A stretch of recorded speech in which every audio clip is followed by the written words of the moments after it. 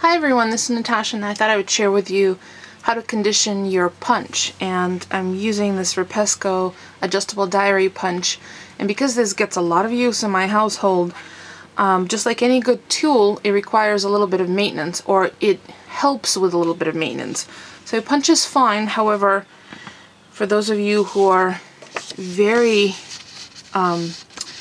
who notice small details, as you could see, I just punched this. There's a tiny little bit of feathering that happens around the edge of the punch, and that's from a lot of use. Just like anything that requires to maintain a sharp edge, a little bit of maintenance will help you get a good lifespan out of your tool.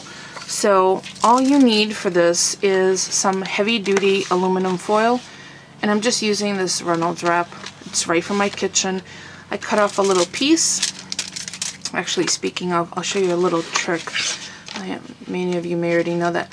The two little punch-out tabs on either side, if you push those in, and these are impossible to push in with your fingers, I usually use a bone folder because I don't intend on breaking my nails. You push that in, that holds the roll in place, which is very helpful.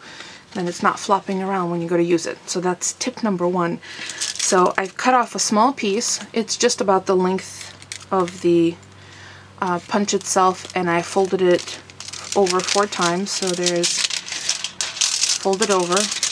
And what this is going to do is it's going to help sharpen up the edges, and hopefully you'll see a distinctive difference between this feathering.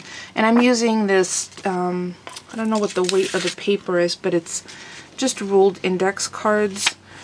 The thinner the paper, the more likely you are to see the feathering, but I want to make sure I get that resolved. So I'm just gonna put this in a few times, probably even fold it over one more time, and punch it.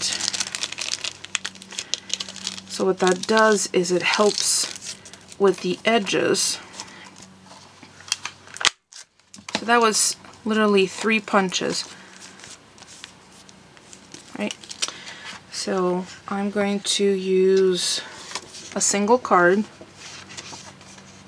and punch it, and then we'll compare it to the one that was punched before. These are just about even. And there's a definite improvement here. I'll show you side by side. So this is the before. As you can see, there is definite feathering, and the after is much smoother. Actually, I think this was the front. So it's much smoother. So if I do this a few more times,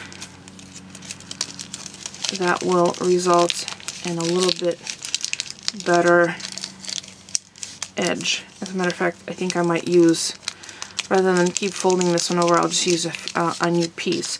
So that's just a quick way to condition your punch. There's definitely a difference. I could certainly see a difference.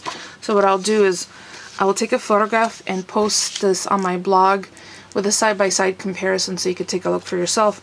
A really easy, inexpensive, and simple way to condition your punch in order to avoid some of that feathering. And if you do this periodically, you'll keep the edges of the punch nice and smooth and sharp, so you will have cleaner punches to avoid some of that issue. There you go. If you have any questions, or if you'd like to see any videos, I'll be more than happy to do by request. Just leave a comment in the description, below. Thumbs up if you found this helpful. Feel free to share. And as always, thank you so much for watching.